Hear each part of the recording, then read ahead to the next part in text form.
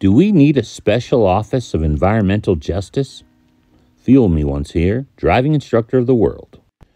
If you want more proof that the Biden administration is putting resources where they don't really need to be, last week, Biden established a special office in the Office of Attorney General called the Office of Environmental Justice. Part of a strategy to prioritize environmental justice, specifically as it relates to climate crisis and climate change. Little background. Climate change has occurred. That's right. In the last 40 years, they've measured, and the temperature has gone up 1.3 degrees Fahrenheit, 0.08 degrees Celsius. Now, 1.3 degrees, that's not enough to melt polar ice caps or cause a rising of the seas. Is it enough to cause an Office of Environmental Justice? That's millions of dollars. But the OEJ, as it's now being called,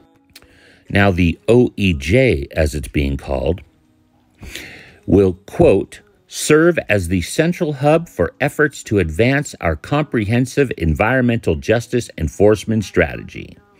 So its office is going to work alongside other interdepartmental agencies, including, obviously, the United States Attorney General's office, but also the Civil Rights Division, to, quote, prioritize meaningful and constructive engagement with the communities most affected by environmental crime and justice. Now, which communities do you think those are? They say it. Communities of color, indigenous communities, low-income communities. They often bear the brunt of harm caused by environmental crime, pollution, and climate change. Now, who's letting those communities experience that? Presidential administrations? Our country? Yeah, we should be doing something about it. But creating an Office of Environmental Justice is not going to solve these problems. Haven't we done enough damage to inner city communities? For years and years, one promise after another has said, oh, we're going to fix this, we're going to fix this. Think about which administrations have helped inner city communities the best and which ones leave them under poverty.